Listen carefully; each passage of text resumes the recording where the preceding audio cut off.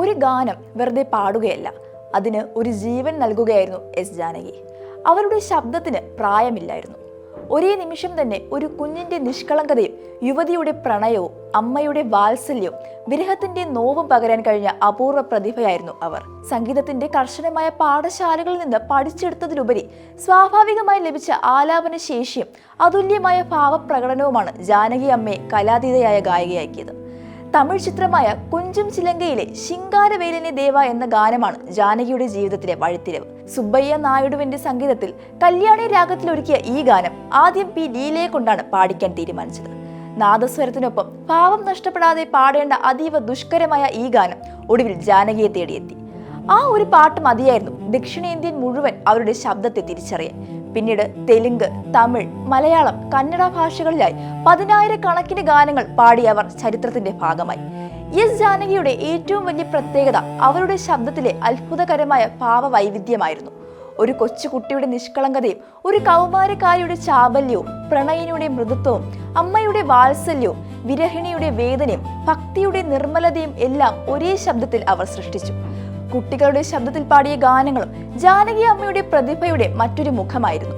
കുട്ടികളുടെ നിഷ്കളങ്കമായ സംസാര ശൈലിയും കളിച്ചിരിയും വരെ ശബ്ദത്തിൽ പകർത്താൻ അവർക്ക് കഴിഞ്ഞു. ഓലഞ്ഞാലി കുരുവി, കണ്ണാം തുമ്പി പോരാമോ തുടങ്ങിയ ഗാനങ്ങളിൽ അവരുടെ ശബ്ദത്തിലെ ബാലഭാവം ശ്രോതാക്കളെ അത്ഭുതപ്പെടുത്തി. പ്രായം മറന്ന് കഥാപാത്രത്തിന്റെ പ്രായത്തിലേക്ക് മാറാനുള്ള ആ കഴിവ് ജാനകി അമ്മയെ മറ്റുള്ളവരിൽ നിന്ന് വ്യത്യസ്തമാക്കി.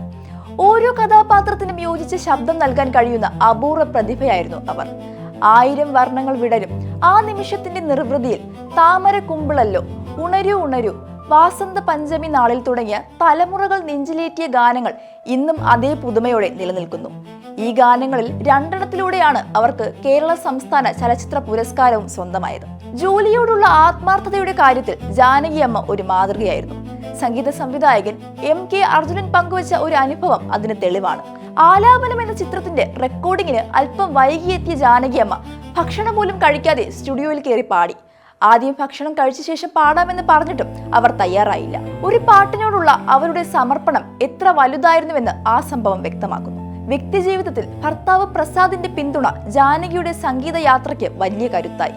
കുടുംബത്തിന്റെ കരുതലും സ്വന്തം അധ്വാനവും ചേർന്നാണ് അവർ ഇത്രയും ഉയരങ്ങളിലെത്തിയത്. ദേശീയ ബഹുമതികളുടെ കാര്യത്തിൽ പോലും സ്വന്തം നിലപാടിൽ ഉറച്ചു നിന്ന വ്യക്തിയായിരുന്നു എസ് ജാനകി.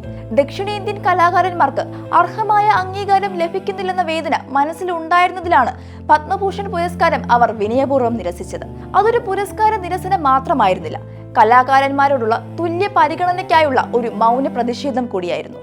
ജാനകി അമ്മയുടെ വിയോഗം ഒരു ഗായികയുടെ മരണം മാത്രമല്ല, വികാരങ്ങൾക്ക് ശബ്ദം നൽകിയ ഒരു യുഗത്തിന്റെ അവസാനമാണ്. എന്നാൽ അവർ പാടിയ ഓരോ ഗാനവും ഇന്നും നമ്മളോട് സംസാരിക്കുന്നു. സന്തോഷത്തിലും സങ്കടത്തിലും പ്രണയത്തിലും പ്രാർത്ഥനയിലും ജീവിതത്തിലെ എല്ലാ നിമിഷങ്ങൾക്കും ജാനകി അമ്മ ഒരു പാട്ട് സമ്മാനിച്ചിട്ടുണ്ട്. ശരീരം മാഞ്ഞാലും ശബ്ദം മരിക്കില്ല. എസ് ജാനകി എന്ന പേര് നിലനിൽക്കുന്നിടത്തോളം കാലം അവരുടെ ഗാനങ്ങളും ഭാവങ്ങളും മലയാളിയുടെയും ദക്ഷിണേന്ത്യൻ സംഗീത ആസ്വാദകരുടെയും ഹൃദയങ്ങളിൽ അനശ്വരമായി തുടരും.